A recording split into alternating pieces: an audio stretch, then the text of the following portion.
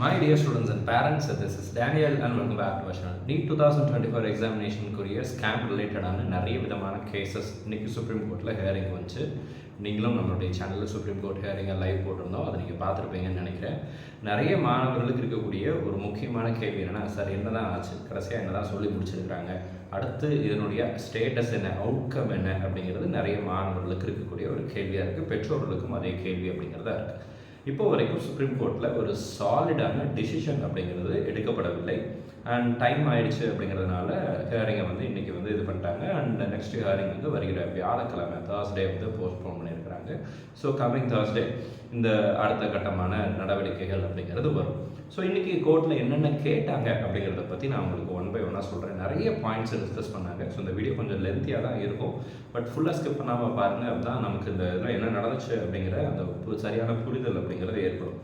So first retest வேணும் அப்படின்னு கேட்கக்கூடிய மாணவர்களும் ரீடெஸ்ட் வேண்டாம் அப்படின்னு கேட்கக்கூடிய மாணவர்களுமே, ரெண்டு தரப்பட்ட மாணவர்களுமே சுப்ரீம் கோர்ட்டில் கேஸ் ஃபைல் பண்ணியிருக்காங்க. கொஸ்டின் பேப்பர் லீக் ஆனது வைட் ஸ்ப்ரெட் நடந்திருக்கா, அதாவது இந்தியா ஃபுல்லாக பரவி இருக்குதா, எத்தனை இடங்களுக்கு எத்தனை மாணவர்களுக்கு இது பரவுச்சு அப்படிங்கிற அந்த எக்ஸாக்ட் டேட்டா தெரியாததுனால இந்தியா ஃபுல்லாக நடந்த 24 லட்சம் பேர் எழுதின ஒரு எக்ஸாமினேஷனை கேன்சல் பண்ணுறது அப்படிங்கிறது கரெக்டான முடிவாக இருக்காது அப்படிங்கிறத சொன்னாங்க honourable justice. At the same time, ஒருவேளை இந்த ஸ்ப்ரெட், இந்த கொஸ்டின் பேப்பர் லீக்கேஜ் அப்படிங்கிறது நேஷன் வைட் ஒரு வைட் ஸ்ப்ரெட்டாக நடந்திருந்தால் இந்த எக்ஸாமினேஷனுடைய அவுட்கம் அப்படிங்கிறது அந்த ஸ்டேட்டஸ் ஆஃப் வைட் ஸ்ப்ரெட்டை பொறுத்து தான் இருக்குது அப்படிங்கிறத சொல்லியிருக்கிறாங்க. ஸோ ஹிண்ட் இஸ் லைக் ஒரு வேளை நீட் எக்ஸாமினேஷன் கேன்சலும் ஆகலாம், இல்லை திரும்ப ரீநீட் எக்ஸாமினேஷன்லாம் இல்லை ஆல்ரெடி எழுதின அந்த மாதிரி தான் அப்படிங்கிற மாதிரி தான் இருக்குது. எதுவுமே சுப்ரீம் கோர்ட்டினுடைய முடிவுக்கு உட்பட்டது அப்படிங்கிறதா இப்போ வரைக்கும் நமக்கு சுப்ரீம் கோர்ட்லேருந்து ஒரு தெளிவான முடிவு அப்படிங்கிறது வரவில்லை. ஸோ ரீநீட் எக்ஸாம் நடக்குமா அப்படின்னு கேட்டிங்க அப்படின்னா அதற்குரிய பதில் என்னன்னு சொல்லி கேட்டிங்கன்னா, என்னுடைய பர்சனல் ஒப்பீனியன் அது வருவதற்கான வாய்ப்புகள் அப்படிங்கிறது வெகு குறைவு தான் இன்னைக்குமே. அண்ட் ஒரு வேளை இந்த நேஷன் வைடு இந்த ஸ்ப்ரெட் நடந்துச்சு அப்படிங்கிறத சாலிடான ப்ரூஃபோட ப்ரூவ் பண்ணாங்க அப்படின்னா சிபிஐ இன்வெஸ்டிகேஷன் ஆஃபீஸருமே என்ன பண்ணணும் அப்படின்னா அவங்களுடைய ரிப்போர்ட்டை வருகிற புதன்கிழமைக்குள்ளே சப்மிட் பண்ண சொல்லியிருக்கிறாங்க. ஸோ அந்த இன்வெஸ்டிகேஷன் ரிப்போர்ட்டை பொறுத்து அண்ட் அந்த ஐஓ இன்வெஸ்டிகேஷன் ஆஃபீஸரினுடைய ஃபைனல் ரிப்போர்ட் என்ன இருக்குது, சோஃபார் என்ன நடந்திருக்கு, ஏன்னா நிறைய கேசஸ் ஃபைல் பண்ணியிருக்காங்க, நிறைய மாணவர்கள், நிறைய அதிகாரிகளை, நிறைய ஏஜென்ட்ஸை அரெஸ்ட் பண்ணியிருக்கிறாங்க. இந்த மாதிரி விஷயங்களை சிபிஐ சுப்ரீம் கோர்ட் அப்ரிஷியேட் பண்ணியிருக்கிறாங்க. அட் த சேம் டைம் இன்னும் பாட்னா உட்பட்ட பீகார் உட்பட்ட சில இடங்களில் இன்னும் தீவிரமான விசாரணை அப்படிங்கிறது தேவை அப்படிங்கிறதையும் ஹைலைட் பண்ணியிருக்கிறாங்க. இது போக சுப்ரீம் கோர்ட் நம்மளுடைய சென்ட்ரல் கவர்மெண்ட்டுக்கும் சரி, யூனியன் நேஷனல் டெஸ்டிங் ஏஜென்சிக்கும் சரி சில முக்கியமான கேள்விகளை கேட்டிருந்தாங்க. ஸோ இப்போ என்னன்னு சொல்லி கேட்டிங்க அப்படின்னா, ஃபர்ஸ்ட் திங் அப்படிங்கிறது மாணவர்கள் பெற்றோர்கள் கிட்டத்தட்ட 67 மாணவர்கள், அதாவது இந்த வருஷம் 67 மாணவர்கள் 720க்கு 720 எடுத்திருக்கிறாங்க. இட்ஸ் ரெட் ஃபிளாக் அப்படிங்கிறத ஹைலைட் பண்ணாங்க. ஸோ இது வரைக்கும் இந்த வருஷத்தில், அதாவது நீட் எக்ஸாமினேஷன் ஆரம்பிச்சதுலேருந்து இவ்வளோ பெரிய ஒரு ரெக்கார்டு வரல, அது சந்தேகத்துக்கு வழிவகுக்குது அப்படிங்கிறத ஹானரபிள் ஜஸ்டிஸ் சொல்லியிருந்தாங்க. CJI observes candidates securing maximum 720 marks were confined to a few between 2020 to 2023. But in 2024, as many as 67 candidates are reported to have secured maximum of 720 marks. So இது ஒரு red ஃப்ளாகாக இருக்குது அப்படிங்கிறது சொல்கிறாங்க. And court has apprised that FIRs were registered in Patna, Delhi, Gujarat, Rajasthan, Maharashtra and Jharkhand. Whether the FIR in relation to paper leak is confined to Patna is a matter which requires detailed consideration அப்படிங்கிறதையும் சொல்லியிருக்கிறாங்க. அப்போ இந்த மாநிலங்களில் இந்த பகுதிகளில் FIR file பண்ணப்பட்டிருக்கிறது எங்களுடைய நோட்டீஸ்க்கு வந்திருக்கு. And அதில் எல்லாமே கொஸ்டின் பேப்பர் லீக்கோட சம்மந்தப்பட்ட கேசஸ் தானா அப்படிங்கிறத பற்றின ஒரு தெளிவான அறிக்கை அப்படிங்கிறதும் தேவை அப்படிங்கிறத சொல்லியிருக்கிறாங்க. அண்ட் இன்னொரு 3 விஷயத்தை கேட்டாங்க. என்னன்னு கேட்டிங்கன்னா, NEET 2024 the Chief Justice of India outlined that it must be scrutinized whether first point the alleged breach has occurred in a systematic level. ஒரு systematic levelல இந்த question paper leak அப்படிங்கிறது நடந்திருக்கா. Second, the breach has comprised the integrity of the entire exam process. இந்த question paper leak ஆன இந்த விஷயம் அந்த entire examination ப்ராசஸ்னுடைய இன்டெகிரிட்டியை பாதிச்சிருக்கா, எந்த அளவுக்கு பாதிச்சிருக்கு அப்படிங்கிறத இது பண்ணியிருக்காங்க. And it is possible to segregate the beneficiaries of the fraud from the untainted students.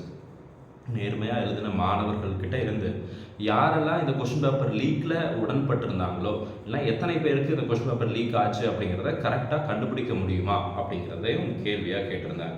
இந்த 3 கேள்விகளுக்கும் நம்மளுடைய நேஷனல் டெஸ்டிங் ஏஜென்சியும் சிபிஐயும் வருகிற வாரங்களில் வருகிற புதன்கிழமைக்குள்ள அப்புறம் ரிப்போர்ட் அப்படிங்கிறது கொடுக்கணும். அதுபோக the Chief Justice of India remarked that if the breach is confined to a specific centers and the beneficiaries of the wrongdoing can be identified, it may not be proper to order a retest for such an exam which has been conducted on a massive scale. அதாவது இந்த examination question paper league ஆனது ஒரு particular சென்டரில் ஒரு particular set of ஸ்டூடெண்ட்ஸுக்கு மட்டும்தான் அப்படிங்கிறத நம்மளால் கரெக்டாக ஐடென்டிஃபை பண்ண முடிஞ்சிடுச்சு அப்படின்னா தென் இந்தியா ஃபுல்லாக எழுதின எல்லா மாணவர்கள் 24 லட்சம் பேர் எழுதின ஒரு தேர்வை கேன்சல் பண்ணிட்டு ரீடெஸ்ட் வைக்கிறதுங்கிறது வந்து கரெக்டான ஒரு முடிவாக இருக்காது அப்படிங்கிறதையும் ஹானரபிள் ஜஸ்டிஸ் அப்படிங்கிறவங்க இன்னைக்கு கோர்ட்டில் சொல்லியிருக்கிறாங்க. அதுபோக இன்னைக்கு கேட்டதுன்னா the Chief Justice of India has directed the National Testing Agency to provide clarifications on the following points based on the information available as of now. இப்போதைக்கு இருக்கிற தகவல்கள் அடிப்படையில் இந்த பின்னாலே நான் சொல்ல போகிற இந்த 3 பாயிண்ட்டுக்கு விளக்கம் அப்படிங்கிறது கேட்டிருக்கிறாங்க. ஃபர்ஸ்ட் திங், இந்த timing of the question paper leak, எந்த நேரத்தில் இந்த கொஸ்டின் பேப்பர் அப்படிங்கிறது லீக் ஆச்சு. Second, the manner in which the papers were leak and டிசமினேட்டட்.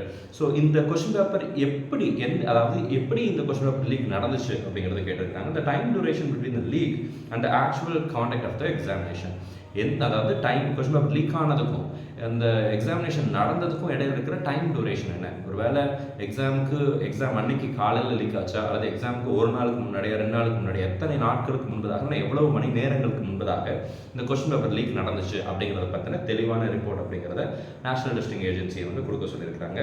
And the Chief Justice of India stated that if an exercise is to be conducted by the NTA and the Union government, a policy decision must be made by the government regarding the status of the NEET UG counseling.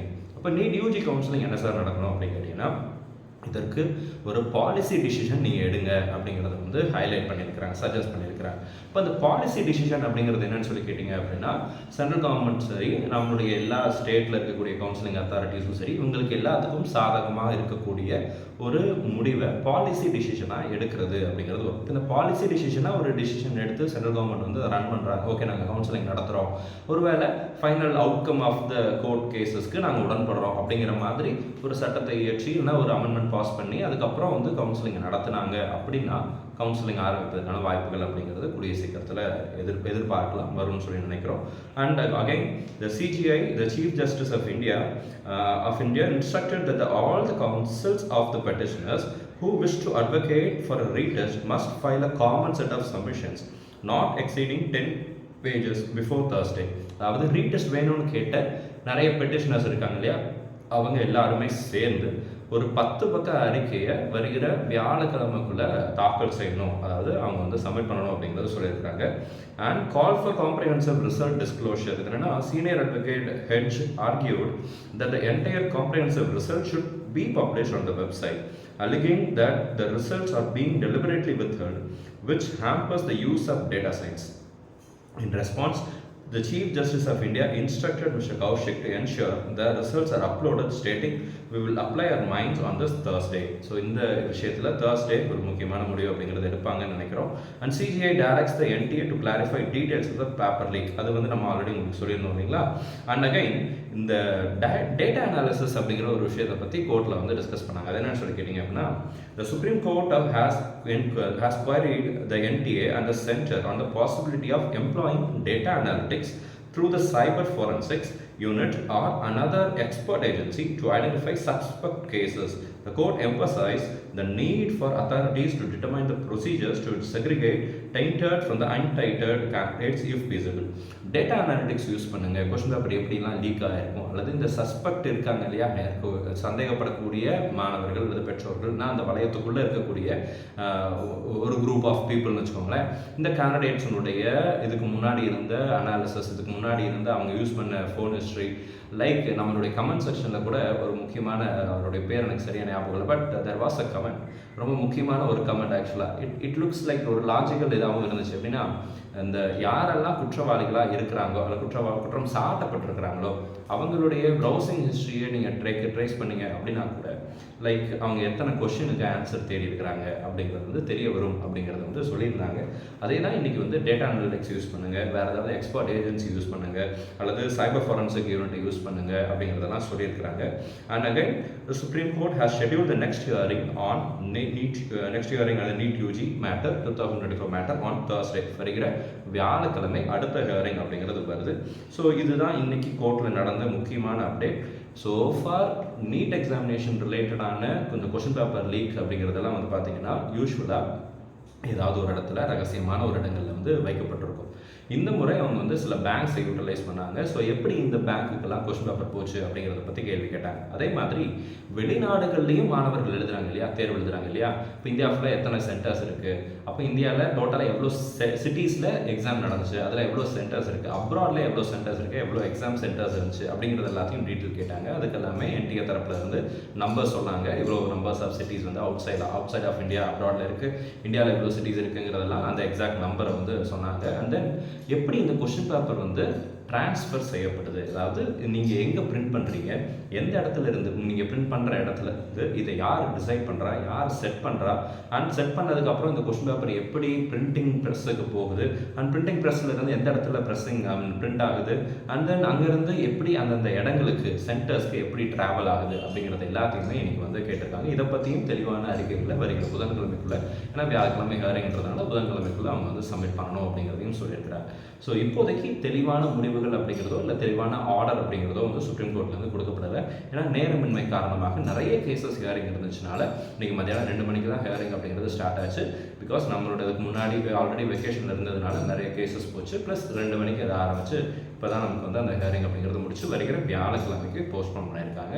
So most likely அடுத்த hearing அப்படிங்கிறது வியாழக்கிழமை இருக்கும். Re-NEET நடக்குமா நடக்காதா அப்படிங்கிற கேள்விக்குரிய பதில் supreme court தான் சொல்லணும். ஒரு எஜுகேஷனிஸ்டாக ஒரு கல்வியாளராக நான் என்ன நினைக்கிறேன் அப்படின்னா, என்டிஏவும் சரி, நம்மளுடைய சென்ட்ரல் கவர்மெண்ட்டும் சரி, ஈவன் ஹானரபிள் ஜஸ்டிஸும் சரி, அவங்க சொன்ன அதே பாயிண்ட்டை தான் நானும் சொல்கிறேன். யாரோ ஒரு சில மாணவர்கள் செய்த தவறுகளுக்காக எல்லா மாணவர்களையும் திரும்ப ஒரு எக்ஸாமினேஷன் எழுதுங்க அப்படின்னு சொல்கிறது வந்து சரியான விதமாக இருக்காது அப்படிங்கிறது தான் என்னுடைய நிலைப்பாடாக இருக்குது. மேபி இது வந்து இந்த ஹானரபிள் ஜஸ்டிஸ் சொன்னபடி இன்கேஸ் கொஸ்டின் பேப்பர் லீக்குங்கிறது இந்தியா ஃபுல்லாக நிறைய மாணவர்களுக்கு போயிருந்துச்சு, அதனால் மார்க் வந்து ரொம்ப ஜாஸ்தியாக இன்க்ரீஸ் ஆகிருந்துச்சு அப்படின்னா டெஃபினட்டாக யாரெல்லாம் இந்த குற்றங்களில் ஈடுபட்டிருக்காங்களோ அவங்களெல்லாம் ஐடென்டிஃபை பண்ணப்பட வேண்டும். அதுக்கு டேட்டா சயின்ஸை யூஸ் பண்ணுங்கள், அது வேறு எதை வேணாலும் யூஸ் பண்ணுங்கள், உங்கள்கிட்ட இருக்கிற எந்த ஃபோர்ஸ் வேணால் யூஸ் பண்ணுங்கள். யூஸ் பண்ணி அவங்களை கண்டுபிடிச்சி டிஸ்குவாலிஃபை பண்ணிவிட்டு அவங்க மேலே நீங்கள் ஆக்ஷன் எடுக்கிறீங்களோ இல்லையோ அதெல்லாம் கூட secondary, but disqualify them and let the untainted people, அதாவது எந்த தவறும் செய்யாத நேர்மையாக படித்து மார்க் வாங்கின மாணவர்கள் கவுன்சிலிங்கில் கலந்து கொள்ளட்டும். இந்த counselling process as usual last year மாதிரி தான் இப்போவும் வந்துட்டு இருக்கு. பெரிய சேஞ்சஸ் பெரிய டிலே ஒன்றும் நடக்க ஆரம்பிக்கலை. பட் இன்னும் இந்த ஹியரிங் அப்படிங்கிறது இருந்துகிட்டே போச்சு, அல்லது இன்னும் இந்த கேசஸ் இருந்துகிட்டே போச்சு அப்படின்னா மேபி அது டிலே ஆகிறதுக்கான வாய்ப்புகள் அப்படிங்கிறது இருக்குது. பட் அதுக்கு முன்னாடி இந்த சுப்ரீம் கோர்ட்லேருந்து நல்ல ஒரு முடிவு வரும் அப்படிங்கிறத எதிர்பார்க்குறோம். ஸோ வருகிற வியாழக்கிழமை என்ன விதமான அப்டேட் கொடுக்குறாங்க அப்படிங்கிறத கூடிய சீக்கிரத்தில் நம்ம பொறுத்திருந்து பார்க்கலாம். ஸோ சில பேருக்கு வெறுப்பாக தான் இருக்குது, என்னடா இப்படி பண்ணுறாங்க அப்படின்னு சொல்லிட்டு. Let's wait and let's hope for the best.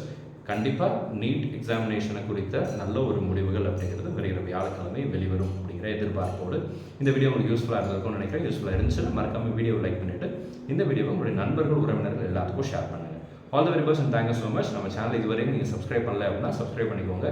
NEET 2024 examination ரிலேட்டடாக எல்லா வீடியோஸும் தொடர்ந்து நம்ம முன்பே தான் போட்டுட்டே வரும். அந்த வீடியோஸ்லாம் கண்டிப்பாக உங்களுக்கு பிரயோஜனமாக இருக்கும். All the best and thank you so much.